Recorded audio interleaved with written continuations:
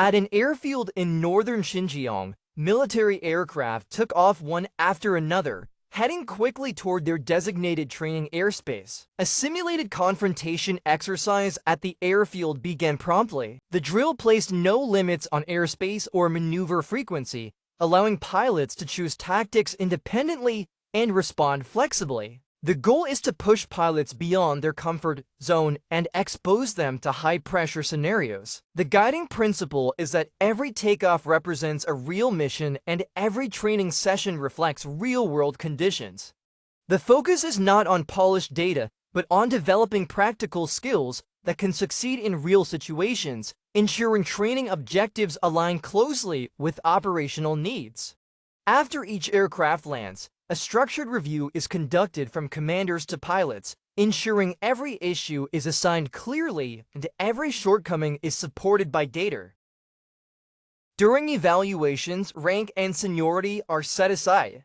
Everyone participates as an operator, relying on data and established standards. For example, when discussing performance data, feedback is specific rather than saying something is inaccurate. Evaluators point out the exact deviation in meters or degrees. For service members, meaningful results are not measured on paper, but in their ability to perform effectively when it matters. Since adopting a more practical approach to performance and training, the unit's leadership has conducted in-depth field research, working with pilots to identify gaps in flight operations, tactical application, coordination, and overall combat readiness.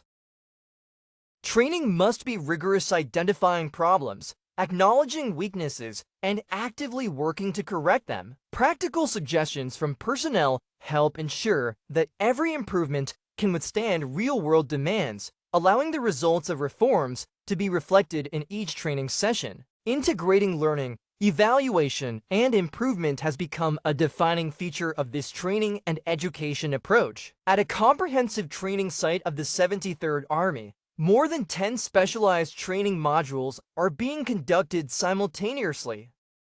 The brigade headquarters has coordinated these efforts, creating a cohesive training system through joint planning and exercises, significantly improving overall effectiveness. At the same time, recurring issues such as limited coordination between positions or insufficient cooperation across specialties become clearly visible during focused training sessions.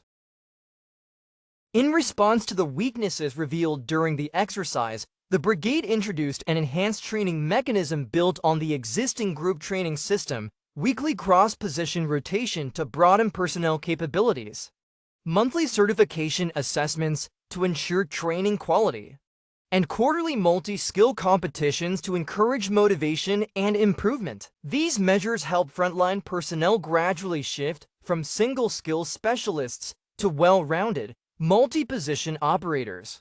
Through rotating across different roles, I gained first-hand experience of the complexity and unpredictability of battlefield environments, which strengthened my confidence in developing multiple competencies.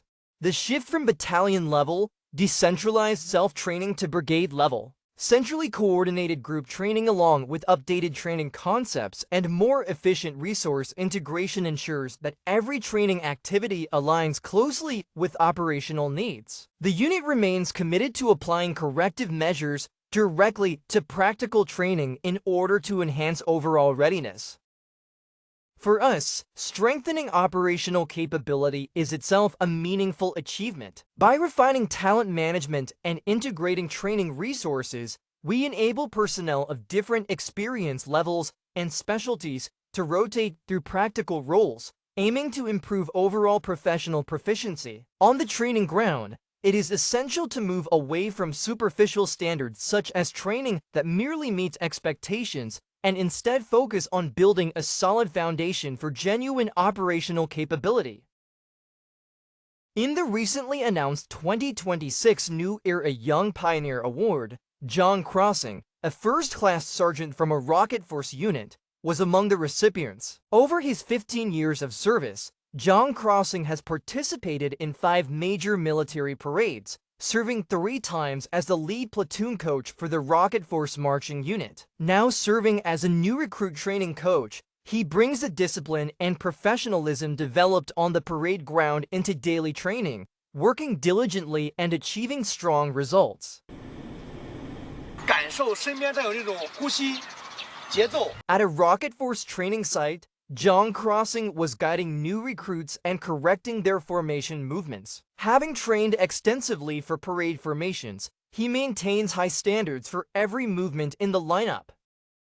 For example, during synchronized marching drills, the manual states that the arms swing naturally, but he provides precise guidance on the exact position and distance of the inward arm swing. He never spoke much about the effort he put into meeting these standards. For example, when teaching arm swings, I tell them to consciously lift their wrists slightly forward to prevent the wrist hooking issue from appearing in the first place. Zhang Xing's focus on perfecting small details during training is a habit shaped by years of parade experience. Before last year's 9.3 parade, he and his teammates trained rigorously under intense heat, practicing formation movements for more than 10 hours a day. After countless days of disciplined training, he finally marched through Tiananmen Square with confidence and composure, proudly representing his unit. The unforgettable experience of parade training accelerated Zhang Xing's growth. At the end of 2025, in recognition of his strong performance, he was selected to join a new training base as an instructor. This new role brought new responsibilities and challenges for him. During a recent assessment, recruit Zhang Hongrui failed the 3-kilometer run, which caught Zhang Xing's attention. The recruit had called home in tears, suggesting he might be feeling homesick and struggling to adjust. To help him overcome this emotional hurdle, Zhang Crossing stepped in training alongside him, sharing his own experiences and helping him rebuild confidence. Before the test, our squad leader told me, "Push yourself until you have nothing left and let your effort inspire you." So during the test, I just focused on giving everything I had and pushed through the entire 3 kilometers. When I crossed the finish line, I was genuinely surprised to hear that my time was 13.5 minutes. From the parade ground to the training field, Zhang Crossing has used his 15-year military career to demonstrate the dedication and responsibility expected of a modern soldier.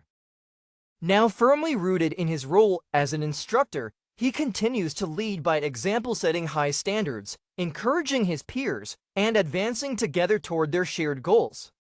Since our recruits will eventually serve on the front lines of missile readiness, we have set even higher expectations for them. Having participated in multiple major parades, I also incorporate valuable experience and a commitment to precision into my training approach. The spirit of perseverance, never fearing hardship, the Rocket Force values of loyalty and discipline must be instilled in new recruits as part of their foundation.